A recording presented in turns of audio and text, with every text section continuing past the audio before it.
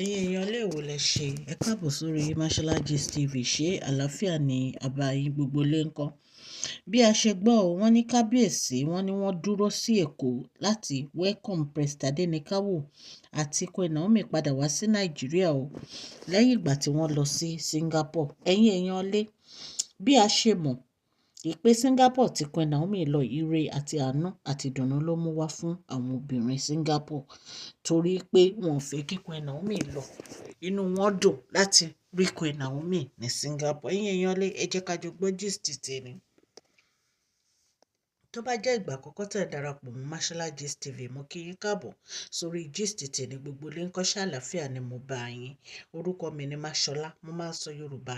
Lórí channel mi mo máa ń sọ̀rọ̀ nípa celebrity gist, royal gist, politics àti gbogbo nǹkan tó ń lọ ní agbègbè ilẹ̀ bàbá wa ní Nàìjíríà. Ẹ̀yin èèyàn lé tẹ́ bá ti subscribe ẹ tẹ notification bell.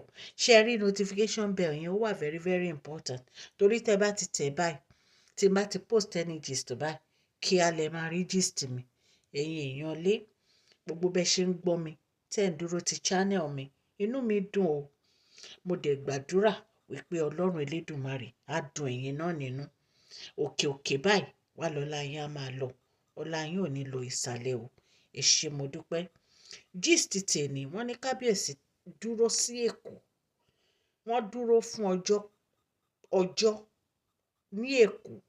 So a lè sọ pé ọjọ́ mẹ́rin, a lè sọ pé ọjọ́ márùn-ún. Ṣùgbọ́n bàbá wa dúró sékòó ni o láti welcome Queen Naomi àti Tadenikawo padà wá sí Nàìjíríà lẹ́yìn ìgbà tí wọ́n lọ sí Singapore.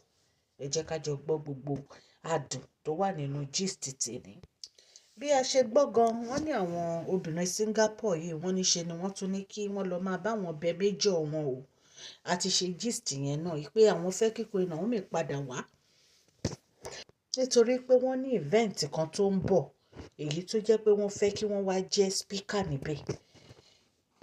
Wọ́n ní iyekíye tó bá jẹ́ láti gbé Queen Naomi wá, àwọn ṣetán láti san owó náà wípé àwọn fẹ́ rí wọn padà ní Singapore. Ẹ̀yin èèyàn lé tó máa ń pèyàn ní great woman double great ni Queen Naomi.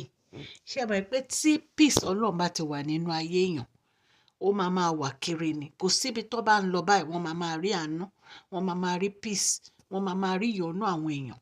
Nǹkan tó ń ṣẹlẹ̀ nìyẹn. Peace Ọlọ́run ló wà pẹ̀lú Queen Naomi. Peace Ọlọ́run tó dẹ̀ wà pẹ̀lú Queen Naomi kò ní ever fi wọ́n sílẹ̀ láíláí. Ṣé ẹ rí ẹ̀yin èèyàn? Ẹni Kábíyèsí takú sékòó wọn lọ. Báwo náà ṣe máa lọ? Ẹ mọ̀ pé tí Kábíyèsí ò bá rí Queen Naomi lọ́jọ́ kan, Kábíyèsí ò kí ń lè sùn. Love one tintin. Love lágbára. Kábíyèsí ò ní lè sùn, wọn ò ní lè jẹun tí wọ́n bá ti rí Queen Naomi.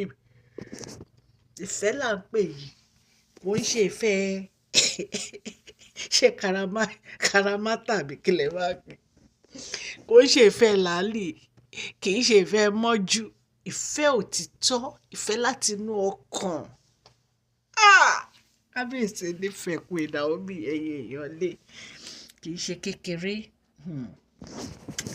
I am so happy for Queen Naomi o, honestly.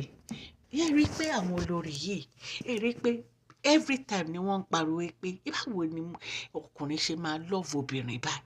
Wọn ò rí irú ẹ̀ rí. Kò ṣeé explain, kò ṣeé fẹnu sọ. Àwọn ní Kábíyèsí takú sékòó ni o. Àwọn fẹ́ rí ìyàwó àwọn fẹ́ rọ́mọ àwọn o.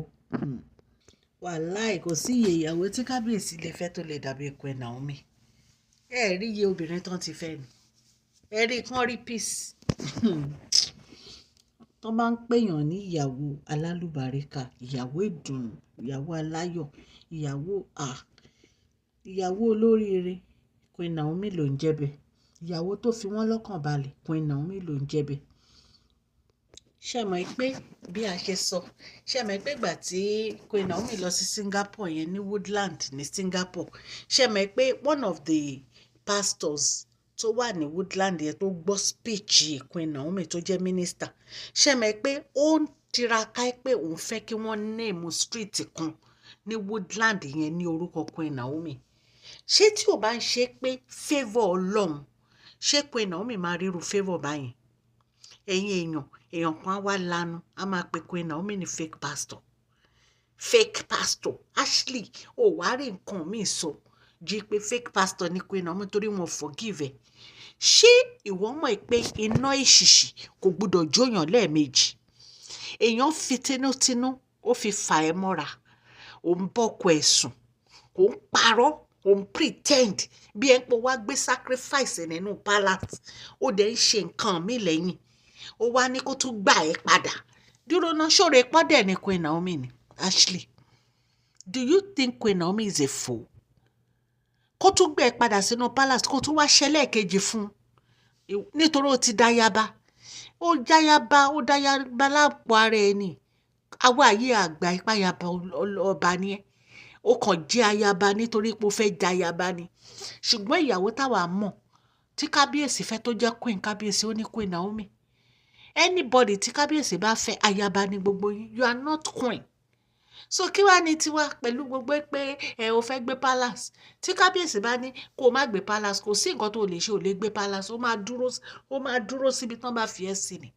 Because nítorí pọ́ba ni wọ́n, ọkọ ẹ̀dẹ̀ ni wọ́n, ibi tán bá ní kó o jókòó sí ló máa jókòó sí. O ò lè máa sẹ́ pé tipátipá o fẹ́ gbé palace for what?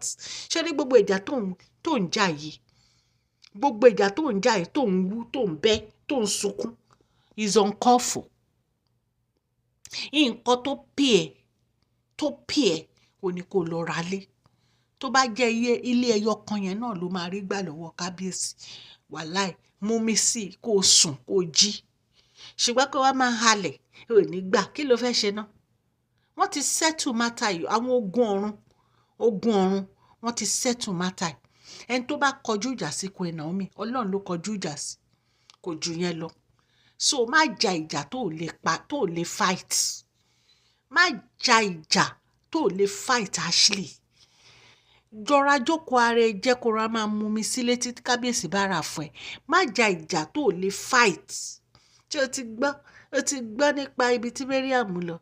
Tó sọ fún Mariam pé orí àpáta lórí ẹni yìí tó bá kọlù orí àárún wọ́gún. Ó já lọ jókòó ara ẹ jẹ́, Ashley. Ẹ̀yin èèyàn lé Kábíyèsí takú sẹ́kọ̀ọ́ ni o. Wọ́n ní láyé àwọn ò ní lọ. Ẹ̀yin náà ẹ wò, gbogbo àwọn obìnrin tó wà ní Singapore náà fẹ́ kí Queen Naomi padà wá. Wọ́n fẹ́ kán padà wá kó tó wá attend another event. Inú wọn máa dùn láti receive Queen Naomi padà. Ṣé tó bá jẹ́ fake pastor ṣé wọ́n máa ní kán padà wá?